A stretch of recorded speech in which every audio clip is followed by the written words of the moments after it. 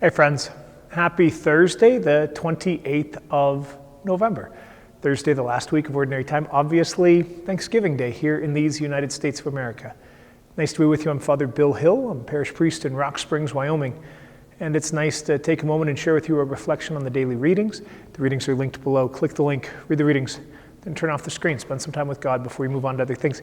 In all honesty, today is more of probably a homily than a reflection. I'm going to kind of riff a little bit on Thanksgiving, maybe, the meaning of the holiday and a bit of our history. Maybe it's helpful, maybe it isn't. We'll see how we go. The readings are special today because it's a special national holiday. So it's not Thursday, the 34th week of Ordinary Time. I think we've got a variety of different choices that different pastors could choose at Masses. On the bishop's website, we've got Sirach, we've got one of the Paul's letters, I think Ephesians, and then Luke's Gospel. Be mindful, here in Rock Springs, we do have a 9 o'clock Mass at Our Lady of Sorrows this morning, Thursday, if you'd like to join us for giving thanks to God on this Thanksgiving Day. Do you know that Thanksgiving is actually an anti-Catholic holiday? It's kind of fun. And obviously, I celebrate the heck out of this holiday. The Puritans were religious separatists. They were Protestants who felt like the Church of England was too Catholic, too papist. And so they wanted more of the sola scriptura, is it in the Bible? And if it isn't, it's out. And so things like Christmas, way too Catholic and way too pagan, right? We all know that December 25th is not listed in the Bible as the birthday of Jesus.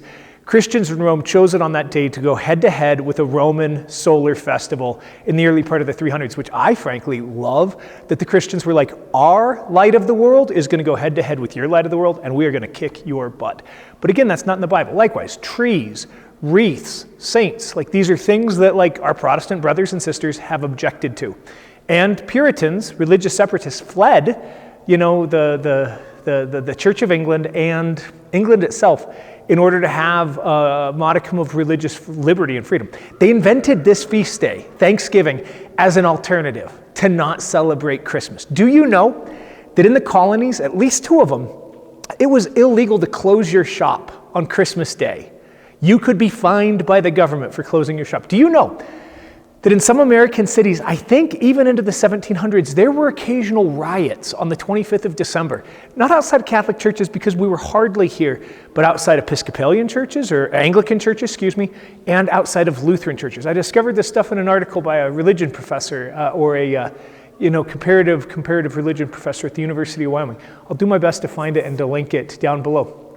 And the reason is because, Christmas was not what they judged that you should be doing in the Massachusetts Bay Colony and other sorts of places, some of the major cities.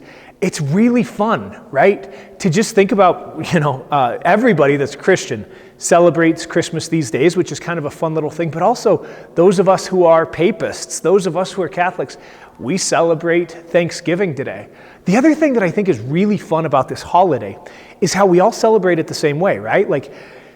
You might have special food at Christmas or Easter that might reflect a bit of your family's ethnic background, There might be cabbage rolls on the table. There might be, Wiener Schnitzel or something on the table, whatever it is. Our Mexican friends, they celebrate Christmas and Easter. So there might be tamales or pozole or menudo, one of those traditional things that might be a celebratory sort of a meal on a table. Today, Thanksgiving, I ask our Latino friends, I'm what do you eat today? And they're pavo, turkey. They're papas, potatoes. I'm tamales? Nope. Menudo? Nope. There might be a side dish. There might be. But this is the crazy holiday where we all eat the same thing and we all rejoice in just this moment of giving thanks and being together in this land.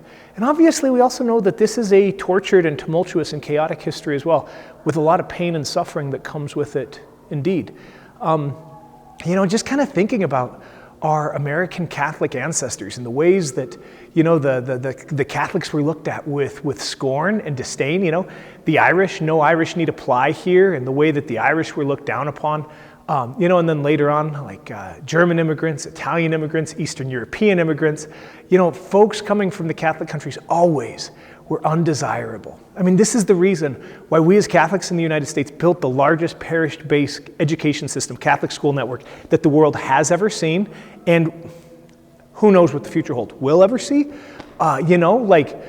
Because we didn't want our kids getting indoctrinated by like Protestant pastors teaching in public schools and like doing religion lessons out of the King James Bible. And so we formed a separate system. Like the beautiful thing about today is we can like reflect on the give and the take, and sometimes that we participate and sometimes that we walk away in part of what it means to be, a Catholic in these United States. I really just kind of enjoy today's feast day and thinking about a bit of our history and the good and the bad and the challenges and in the present moment, right?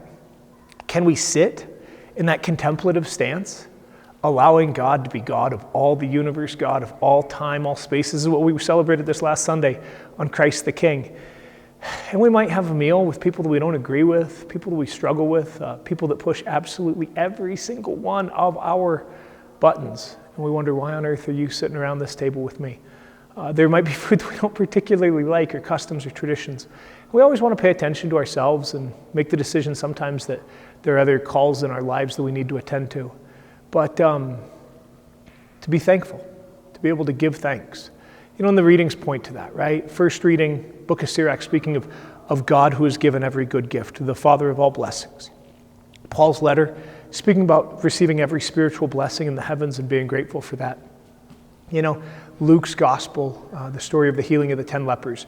And it's the foreigner, the distasteful one, the Samaritan, who comes back and gives thanks to God and becomes an example to us, a model to us of what it means to be religiously upright and to say thank you to God. What are you thankful for today?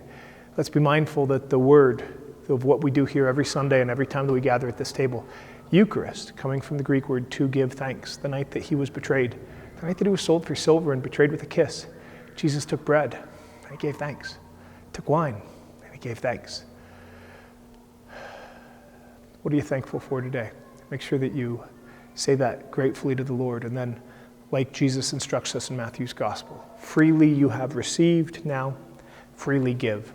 May we truly offer all of God's bounty and goodness out to others. Happy Thanksgiving, Catholics and all others who follow the Lord. May this be a day of rejoicing, of celebrating, of unity, peace, harmony. We can fight tomorrow, but today we feast and we rejoice in the goodness of God and the gift of the human family. Read those readings prayerfully. Spend some time in prayer before you move on to other things. Pray for folks that are having a hard time. Happy Thanksgiving. God bless you all.